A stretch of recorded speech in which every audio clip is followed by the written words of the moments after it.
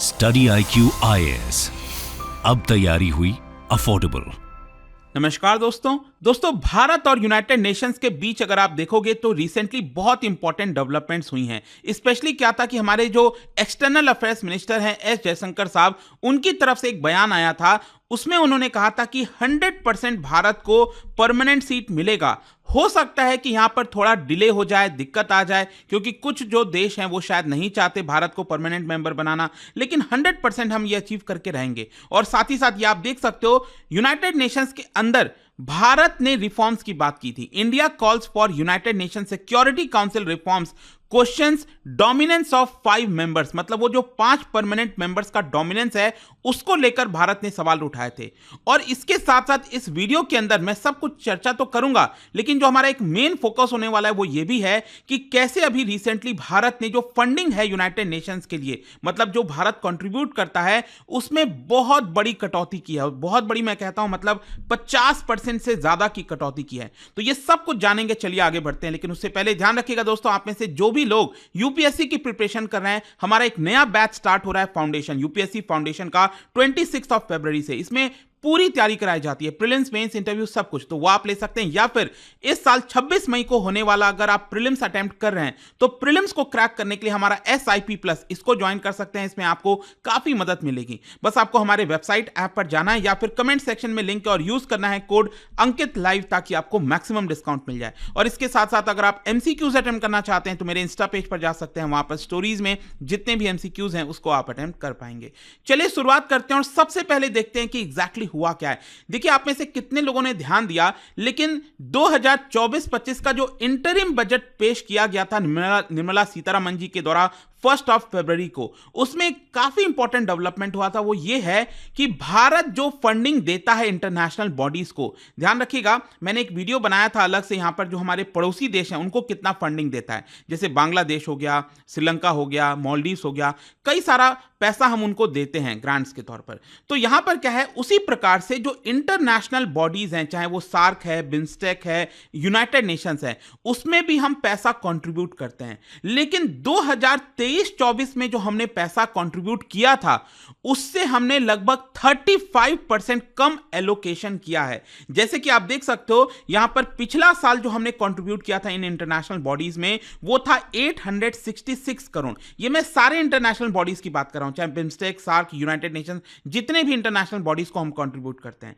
तो उसके मुकाबले अगर आप इस साल देखो तो इस बार का जो बजट आया है उसमें हमने सिर्फ 558 करोड़ का एलोकेशन किया है, मतलब कि पिछले साल के मुकाबले 35% ये कम है। और इन इंटरनेशनल बॉडीज में जो सबसे बड़ी गिरावट हमने की है फंडिंग में, वो है एक्चुअली यूनाइटेड नेशंस की। क्योंकि आप देख सकते हो यूनाइटेड नेशंस को जो हमने पैसा दिया था, फंड दिया था 2023-24 में, वो था लगभग 382 करोड़ के आसपास। लेकिन इस साल का जो बजट पेश किया गया उसमें हम ये कह रहे हैं कि 2024-25 में हम यूनाइटेड नेशंस को सिर्फ 175 करोड़ देंगे, मतलब कि पिछले साल के मुकाबले 54% कम पैसा हमने एलोकेट किया है। तो क्वेश्चन अब यह है कि इतना मायने क्यों रखता है, मतलब ये जो कटौती की गई है 50% से ज्यादा की, देखो 5%, 10%, 20% समझ में आता है, लेकिन 50% अगर हम एक बार में स्लैश कर रहे हैं तो कहीं ना कहीं हम कोई संकेत देना चाहते हैं।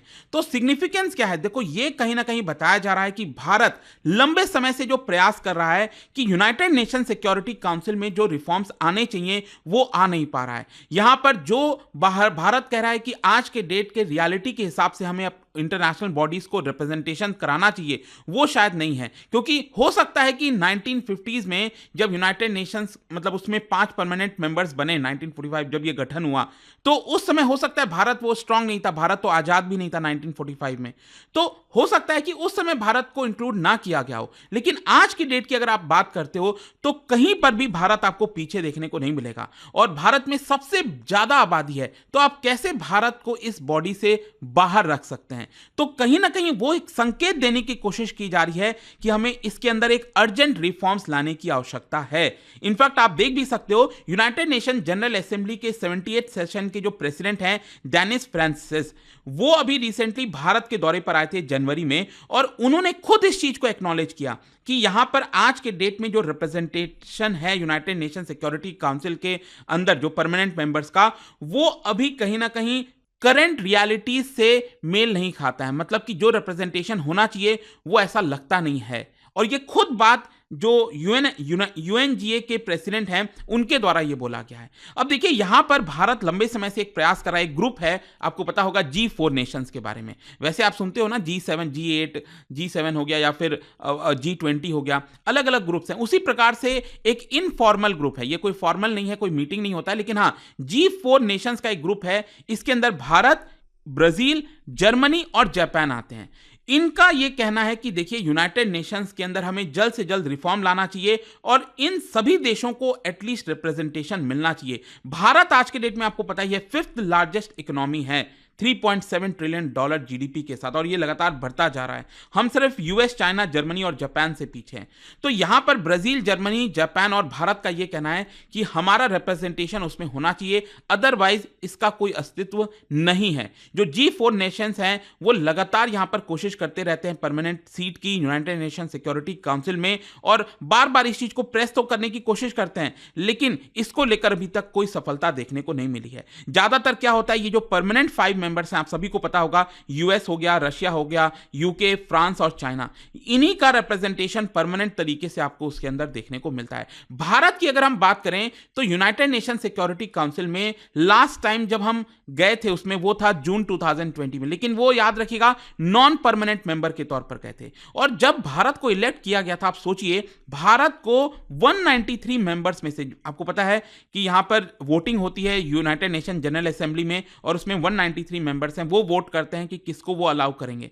तो आप देख सकते हो 193 मेंबर्स में से 184 वोट्स भारत के पक्ष में गए थे कि यहां पर हमें नॉन परमानेंट मेंबर के तौर पर भेजा जाए। लेकिन ध्यान रखिएगा ये नॉन परमानेंट मेंबर के तौर पर हम गए थे, इसमें हमारे पास वीटो पावर नहीं होती है। ज्यादातर क्या होता है, यही 5 जो नेशंस हैं वही वीटो का पावर का इस्तेमाल करते हैं, और जो भी मनमानी करना है वो अपने आप से ये लोग करते रहते हैं। और भारत का ये 8th रिप्रेजेंटेशन था, मतलब आजादी के बाद से अभी तक अगर आप देखिए तो 8वीं बार हम नॉन परमानेंट मेंबर के तौर पर गए थे।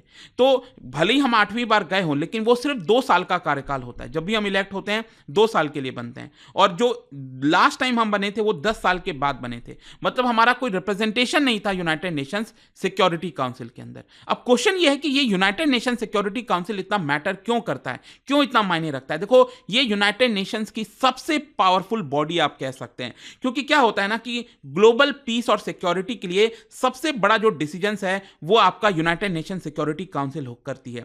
चाहे वो पीस कीपिंग फोर्सेस हो गए, उनको कहां पर डिप्लॉय करना है, किधर करना है, और सिर्फ यही नहीं, यहां पर जो सैंक्शंस लगाए जाना है, economic sanctions, diplomatic sanctions, military sanctions, ये सारे चीजों का भी जो डिसीजन है वो यूनाइटेड नेशन सिक्योरिटी काउंसिल लेती है। तो आप समझ सकते हैं कि इतने इंपॉर्टेंट डिसीजंस दुनिया पर जो इंपैक्ट डाल सकते हैं उसमें भारत का कोई रोल ना हो, इसलिए यहां पर कहीं ना कहीं इसमें बहुत ज्यादा प्रॉब्लम है। और अब कहीं ना कहीं भारत को लगता है कि हमें इस चीज को लेकर एक बड़ा मुद्दा उठाना चाहिए। खैर यहां पर मैं आपको यह भी बता दूं, बहुत सारे ऐसे एक्सपर्ट्स हैं, उनका भी यह मानना है कि भारत को और ज्यादा एग्रेसिव तरीके से अपने आप को प्रेस करना चाहिए, और स्पेशली जो पीस कीपिंग मिशंस में हमारा जो कंट्रीब्यूशन है उसको एक तरह से खत्म भी कर देना चाहिए, ताकि हम एक संकेत दे सकें। अब वो होगा नहीं होगा वो एक अलग मैटर है, लेकिन आपको मैं बता दूं कि 2 लाख से ज्यादा मिलिट्री और पुलिस पर्सनल आपको United Nations peacekeeping mission में भारत के द्वारा कंट्रीब्यूट किए गए पिछले 70 सालों में। अभी अगर आप प्रेजेंट में देखोगे तो हमारा 3rd हाईएस्ट रिप्रेजेंटेशन है ट्रूप कंट्रीब्यूशन के मामले में। सबसे ज्यादा नेपाल से जाते हैं 6247, बांग्लादेश 2nd नंबर पर, और 3रे नंबर पर भारत है 6073 पर्सनल हमने United Nations peace keeping force में भेज रखा है। तो ये कोई बहुत डिफरेंस नहीं है, नेपाल, बांग्लादेश, भारत, ये ऑलमोस्ट आसपास देखने को मिलेगा। जहां तक पाकिस्तान का सवाल है, आप देख सकते हो 4000 पर्सनल पाकिस्तान भेजता है। जहां तक चाइना का सवाल है, आप सोचिए चाइना और भारत की आबादी ऑलमोस्ट सेम है, लेकिन चाइना उसके बावजूद भी सिर्फ 2200 के आसपास जो पर्सनल है वो पीस कीपिंग मिशंस में भेजता है। और जहां तक फ्रांस का सवाल है, जो कि परमानेंट मेंबर है यूनाइटेड नेशन सिक्योरिटी काउंसिल का, वो सिर्फ 587 पर्सनल भेजता है, जो कि 28th पोजीशन पर है। भारत एक तरह से आप कह सकते हैं जो अभी करंट में रिप्रेजेंटेशन है उसमें 10% कंट्रीब्यूट करता है, लेकिन जो यूनाइटेड नेशंस के परमानेंट 5 मेंबर्स हैं उससे हम कहीं ज्यादा कंट्रीब्यूट करते हैं। तो इससे आपको समझ में आना चाहिए कि जो एक्चुअल में परमानेंट 5 मेंबर्स हैं उनका कंट्रीब्यूशन तो बहुत कम होता है, वहीं भारत जैसे देशों का कंट्रीब्यूशन काफी ज्यादा होता है। हाँ, ये चीज याद रखिएगा, ऑब्वियस सी बात है, जब हम अपने पर्सनल को भेजते हैं वहां पर तो उनको पैसे भी दिए जाते हैं, ऐसा नहीं है कि कोई यूनाइटेड नेशंस उनको कंट्रीब्यूट नहीं करता है, लेकिन इससे भी ज्यादा मैटर करता है कि वो अपनी जान जोखिम में डालकर दुनिया के अलग अलग जगहों पर जाते हैं। करंट में आप देखोगे तो हमारे सबसे ज्यादा जो पर्सनल है वो रिपब्लिक ऑफ कॉन्गो और साउथ सुडान में जो है तैनात किए गए हैं। इनफैक्ट आपको एक आंकड़ा बताता हूं कि यूनाइटेड नेशंस ने लगभग 71 पीस कीपिंग मिशंस अभी तक स्टैब्लिश किए हैं दुनिया भर में, अभी तक मतलब 1948 से लेकर, जिसमें से 49 टाइम्स भारत ने सर्व किया है इन पीस कीपिंग मिशंस में से। सोचिए 71 में से 49 टाइम्स भारत ने कंट्रीब्यूट किया था। इसीलिए आप देखोगे कई ऐसे एक्सपर्ट हैं, जैसे यहां पर श्रीधर वेम्बू जिनको पद्मश्री दिया गया था, उन्होंने कहा in a welcome move India has cut its contribution to the United Nations. और अब उनका यह कहना है कि जब इतने बड़े पॉपुलस कंट्री का, मतलब इतने ज्यादा आबादी के देश का रिप्रेजेंटेशन नहीं है उसमें, तो हमें अपना टाइम और मनी वेस्ट नहीं करना चाहिए। India must also refuse to be part of United Nations peacekeeping mission. तो इन सबको लेकर आवाजें उठ रही हैं। सिर्फ यही नहीं, यहां पर मैं अब आपको बताता हूं कि रिसेंटली ऑस्ट्रेलिया गए थे हमारे external affairs minister S Jaishankar साहब। वहां पर देखिए उन्होंने क्या कहा। उन्होंने ये कहा कि he is confident that India will get a permanent seat in United Nation security council, but it won't be easy. ये इतना आसान नहीं होने वाला, because there are lot of countries जो हमें ब्लॉक करना चाहते हैं। उन्होंने यहां पर नाम नहीं लिया किसी देश का, लेकिन ऑब्वियसली बात है यहां पर चाइना और इस तरह के देशों की बात हो रही है जो कभी नहीं चाहेंगे कि भारत को परमानेंट मेंबर बने। लेकिन यहां पर आप स्टिल देख सकते हो एस जयशंकर जी ने कहा some will try to block us, will make that passage difficult और put some kind of obstacle, some kind of arguments in the way, but I am confident that we will get there and I am more confident today. आज मैं और ज्यादा confident हूं, जो मैं 5 साल पहले या फिर 10 साल पहले जितना कॉन्फिडेंस था उससे और ज्यादा कॉन्फिडेंट मैं आज हूं। लेकिन इसमें टाइम लगेगा, इसमें बहुत समय लगेगा, क्योंकि बहुत से देश हमें रोकना चाहते हैं। और सिर्फ यही नहीं, एस जयशंकर साहब ने पिछले साल, ये जस्ट 2 महीने पहले दिसंबर में भी यहां पर उन्होंने कहा था कि यूनाइटेड नेशन सिक्योरिटी काउंसिल आज के डेट में एक ओल्ड क्लब की तरह हो गई है with a set of members. मतलब एक सेट ऑफ मेंबर्स हैं इसमें और बहुत पुराना क्लब है, वैसे का वैसा ही चलता आ रहा है। उसमें कोई भी हमने आज के डेट में रिफॉर्म नहीं किया है जिसकी बहुत ज्यादा आवश्यकता है। फाइनली कंक्लूजन क्या निकलता है? देखो कंक्लूजन यही है कि भारत हमेशा से सिक्योरिटी काउंसिल के अंदर रिफॉर्म आए, इसको लेकर हमेशा आगे खड़ा रहा है। और साथ ही साथ ये भी कहा है कि हम राइटली एक प्लेस डिजर्व करते हैं परमानेंट मेंबर में, क्योंकि यहां पर हम सबसे बड़ी आबादी हैं, इकोनॉमी ले लो, हर चीज के मामले में अगर हमारा रिप्रेजेंटेशन इसके अंदर नहीं है तो एक प्रकार से 21st सेंचुरी की जो जियोपॉलिटिकल रियलिटीज हैं उसके हिसाब से आपको यूनाइटेड नेशन सिक्योरिटी काउंसिल देखने को नहीं मिलेगा। तो इसको लेकर आपका क्या सोचना है? अभी जो भी इससे रिलेटेड इंपॉर्टेंट खबर आई थी मैंने आप सबको बता दिया इसके अंदर। और जाने से पहले एक इंटरेस्टिंग क्वेश्चन, क्या बता सकते हैं यूनाइटेड नेशंस ने 2024 को इंटरनेशनल ईयर ऑफ व्हाट क्या डिक्लेयर किया इनमें से? इसका राइट आंसर आप सबको पता है, मेरे इंस्टाग्राम पर तो मिलेगा ही, वहां पर अगर आप नहीं हो कोई बात नहीं, टेलीग्राम से ले सकते हैं इसका सही उत्तर। मैं कई सारे जो एमसीक्यूज हैं वो यहां पर स्टोरीज में डालता रहता हूं। अगर आपको पीडीएफ चाहिए तो टेलीग्राम पर आइए, अलग अलग सोशल मीडिया पर आप जुड़ पाओगे। और जैसा मैंने आपको बताया, अगर आप यूपीएससी की तैयारी कर रहे हैं, कोई भी बैच चाहते हैं, you can just use this code Ankit live, ताकि आपको मैक्सिमम डिस्काउंट मिल जाए। आई होप की वीडियो आपको पसंद आया होगा। मिलता हूं आपसे next time, till then thank you very much, see you soon. Study IQ IAS, अब तैयारी हुई अफोर्डेबल।